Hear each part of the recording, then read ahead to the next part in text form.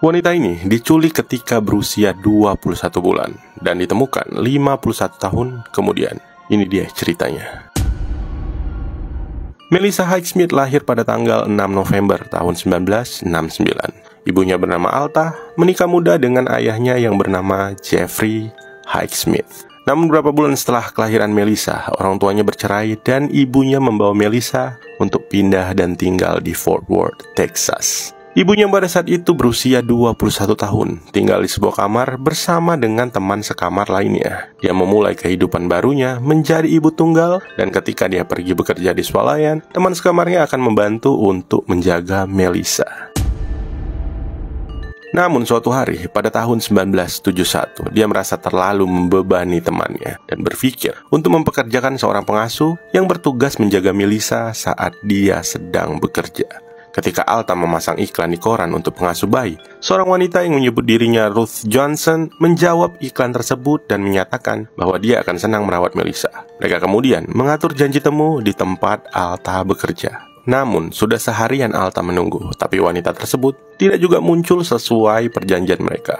Dan keesokan harinya, Ruth Johnson menelpon Alta untuk meminta maaf karena melewatkan janji temu mereka. Dia memberi alasan bahwa dia mengalami kecelakaan mobil dalam perjalanan. Selain itu, Ruth juga mengatakan bahwa dia merawat anak-anak lain, memiliki rumah besar dengan halaman belakang yang luas, dan sangat menginginkan pekerjaan tersebut. Mendengar cerita tersebut, Alta yakin kepadanya dan memutuskan untuk mempekerjakan Ruth, serta mengatur agar dia menjemput Melissa keesokan paginya. Keesokan paginya, pada tanggal 23 Agustus tahun 1971, Alta yang harus berangkat kerja lebih awal menitipkan Melissa kepada teman sekamarnya untuk mengatur pertemuan dan penjemputan Melissa dengan Ruth Johnson. Dan pada jam 7.30 pagi, Ruth yang datang dengan pakaian rapi mengambil Melissa dari tangan teman sekamar Alta.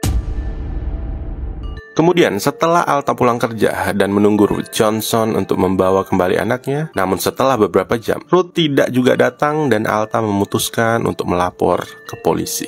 Teman sekamar Alta juga menggambarkan pada sketsa penampilan orang yang bernama Ruth Johnson tersebut. Dia menyatakan bahwa wanita itu mengenakan pakaian serba putih dengan sarung tangan panjang dan sal di atas kepala serta lehernya. Dia juga mengatakan pakaian itu tampak samar-samar seperti seragam perawat tua. Selain itu, penegak hukum juga mengatakan bahwa wanita itu kemungkinan besar menggunakan nama palsu. Dan sayangnya, hanya sedikit yang bisa mereka lakukan. Selama puluhan tahun, Alta dan keluarganya terus mencari keberadaan Melissa. Namun tidak ada satupun petunjuk yang benar-benar mengantarkan mereka untuk bertemu dengan Melissa.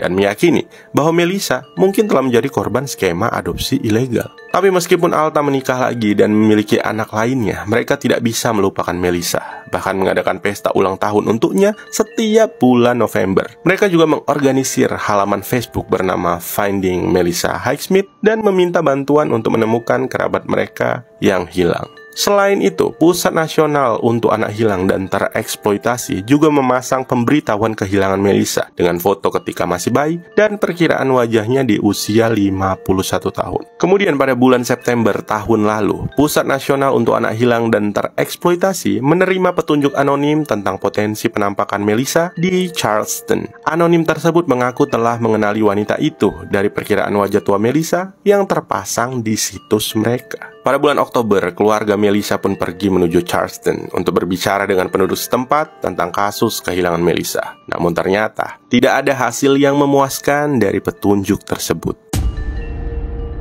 Hingga pada suatu ketika, ayah Melissa, Jeffrey Highsmith, melakukan tes DNA di 23andMe yang ternyata menghubungkannya dengan anak kandung Melissa serta menunjukkan halaman Facebook mereka. Dan kemudian, Jeffrey serta anak-anak Alta lainnya mencoba menghubungi 23andMe dan membujuk anak Melissa untuk bertemu. Sementara itu, Melissa yang sudah mendengar berita dan pesan Facebook yang dia terima dari anak ibunya yang lain, merasa tidak yakin akan kabar tersebut. Tapi ketika dia menempelkan foto dirinya ketika bayi dengan foto bayi Melissa yang tersebar, dia merasa bahwa dia memiliki saudara kembar. Selanjutnya, Melissa bertanya kepada orang yang telah membesarkannya. Dan orang tersebut mengatakan yang sebenarnya. Melissa yang awalnya menolak untuk dites DNA oleh saudaranya, akhirnya mau melakukannya, walaupun sebenarnya dia masih meragukan bahwa dialah anak yang dicari tersebut. Akhirnya setelah pencocokan DNA, foto bayinya, dan tanda lahir tertentu, mereka meyakini bahwa mereka adalah keluarga yang terpisah sejak setengah abad yang lalu.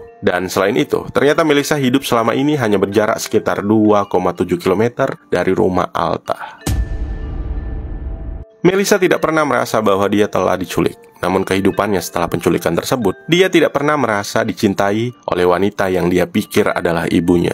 Dia dibesarkan dengan nama Melanie Walden dan memiliki masa kecil yang sulit serta mengalami berbagai jenis pelecehan saat tumbuh dewasa. Dia kabur dari rumah pada usia 15 tahun, menikah dengan pacar SMA-nya, dan berakhir dalam lingkaran setan, penyalahgunaan zat, dan kemiskinan. Melissa memiliki 3 anak pada saat dia berusia 19 tahun. Tapi mereka semua dikeluarkan dari asuhannya dan disiapkan untuk diadopsi. Dia telah menikah 3 kali dan ketiga pernikahan itu berakhir karena penyalahgunaan zat terlarang. Namun Melissa sekarang telah menikah lagi dan hidup dengan bahagia. Setelah pertemuan dengan keluarga aslinya, dia mengatakan ingin mengulang pernikahannya agar ayahnya bisa mengantarkannya ke pelaminan. Dia juga berencana untuk mengubah nama Melanie Walden-nya kembali menjadi Melissa Highsmith secara legal dan berharap dapat mengenal keempat saudara kandungnya dan orang tuanya. Meskipun Melissa yakin bahwa wanita yang telah menculiknya adalah orang yang membesarkannya dan masih hidup, namun Melissa sendiri tidak ingin wanita tersebut masuk penjara. Keluarganya tidak pernah berhenti mencarinya, dan komitmen mereka untuk terus mencari, bahkan ketika ada sedikit harapan yang memungkinkan mereka untuk menemukan dan memiliki kesempatan untuk terhubung dengan Melissa setelah bertahun-tahun. Dalam sebuah pernyataan di media sosial, mereka berkata, "Penemuan Melissa kami murni karena DNA. Bukan karena polisi, keterlibatan FBI, keterlibatan podcast, atau bahkan investigasi. Ini semua murni perjuangan keluarga kami sendiri." Ibu Melissa, ayahnya, keempat saudaranya yaitu Garner, Sharon, Rebecca, dan Jeff, semuanya memiliki pesan sederhana untuk orang yang masih mencari orang terkasih mereka yang hilang, yaitu jangan pernah menyerah dan kejar setiap petunjuk.